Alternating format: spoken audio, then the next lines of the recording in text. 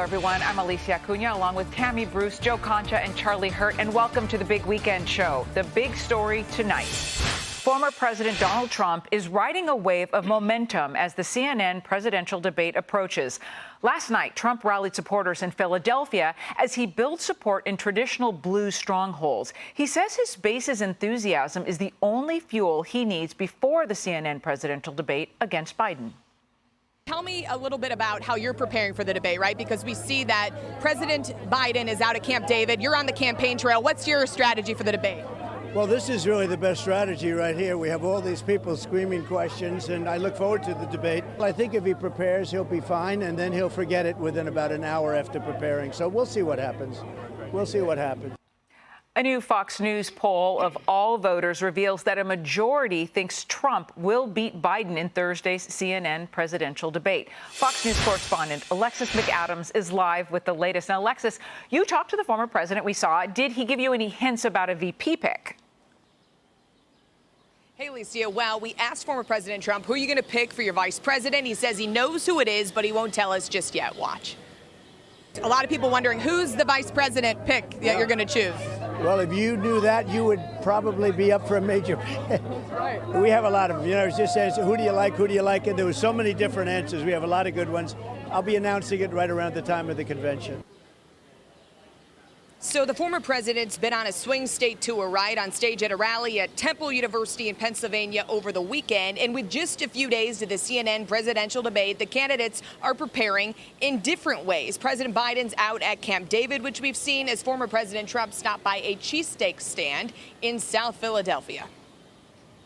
When you go to these urban areas specifically, right, what is the game plan? When you're going to Philly, you're going to the Bronx, what's the plan? It's no game plan. It's just there's a lot of love. You know, they want hope. There's no hope with this guy Biden. He's the worst president we've ever had. There's no hope. After the debate, both candidates plan to stay in the South. Trump will head to a rally in Virginia. It's been 2 decades since a Republican carried the Commonwealth in the race for the White House. Why making a big play in Virginia? Do you think you can flip some of the people there red? Well, we're actually 2 points up in Virginia. Virginia's not a state that a Republican generally wins, hasn't won it for decades. And we're leading in Virginia. We're leading in Minnesota. That one hasn't been won since 1972.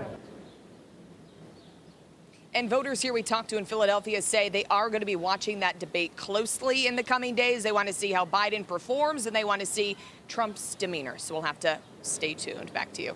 Okay. Thank you so much, Alexis McAdams. Appreciate it. So Eric Trump was on this morning with Maria Bartiromo, and he had this to say about what he thinks we should expect when it comes to his father on Thursday.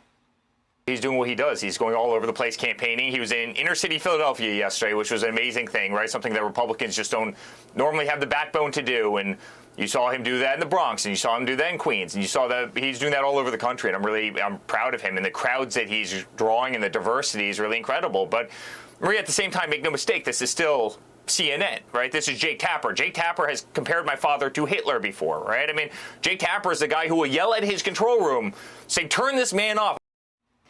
So, Tammy, he hit on a couple of points there, right, about what to expect on Thursday, but also he's going after Jake Tapper, one of the moderators here. What do you think of that in terms of strategy? Well, I think that it's a reminder to the viewer that this is an unfair environment. And some people have, been living their lives or don't do what we do all the time. And it might be a surprise to them to find out that these individuals have opinions and have been actively voicing those opinions as directly hostile to one of the candidates. So I think that serves a purpose. At the same time, it reminds us, as we see with the president going to Pennsylvania and New Jersey and New York, that Trump's not afraid of that he's going to face that anyway, because that's really what the presidency is. The world is unfair. Life is unfair. The Democrats are unfair. This is not, a cakewalk. It hasn't been for any president.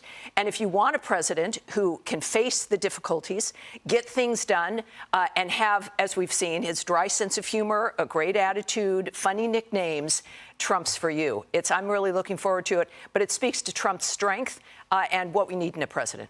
So, Charlie, the Biden-Harris campaign did send out a memo on what our expectations should be. They also said they're going to have 300 watch parties going on Thursday, 1,600 organized events in battleground states, but they also said what the president plans to highlight. And I want to read some of that. It says, quote, President Biden's vision where freedoms are protected and all Americans have a fair shot. And Donald Trump's dark vision where he will serve as a dictator on day one, give tax cuts to the ultra wealthy on the backs of the middle class, and rip away women's rights. Now, you saw last night's rally in Philadelphia, and so the Biden campaign is really kind of honing in on this dark vision. Last night, we saw someone in the former president light on his feet. He was funny. He was able to jostle with the crowd a little bit. I mean, when it comes to that sort of tenor, is that something he needs to hang on to when it comes to the CNN presidential debate? Oh, I think without a doubt, and I think he will, because it's who he is. And people have gotten to know that. He is funny. He's self-effacing. I mean, I find him absolutely hilarious. He does these polls in the middle of his rallies where he asks people, should I call him Sleepy Joe or Crooked Joe? And everybody gets involved. The rallies are a lot of fun. And one thing that I think is really important to recognize, this is June in the summer of an election year. When was the last time you saw Joe Biden at a campaign rally? He doesn't do them. This is not normal. And I get it. He's down for a week at Camp David, practicing for standing up 90 minutes at a time. But Donald Trump is the only one who's actually campaigning right now. And it's very weird. And so the Biden campaign can sit here and try to claim that there's some dark vision and that he's going to be a dictator. The truth is that they're basically asking people to sort of disregard their own eyes, what they see, because when they turn on the TV, like Tammy said, they see a guy who is funny, who's engaged, and most importantly is talking about issues that they care about and that affect them. Meanwhile, the Biden campaign is calling half the country racist and near Nazis or whatever, semi-Nazis or whatever it was that he would call them, semi-fascists, I think. This is insane, and it's not. It's a losing campaign strategy. Well, and Conch, on Thursday there will be no distractions because there will be no audience, and these are rules that the Biden campaign came up with. There will be no audience. The mics will be turned off, right, when the other one is not speaking, and that's supposed to take away distractions. But Charlamagne the God, who is not a Trump supporter, thinks this will actually work against the president. Take a listen. Do you not want Trump to be interrupted? So you're thinking about it one way.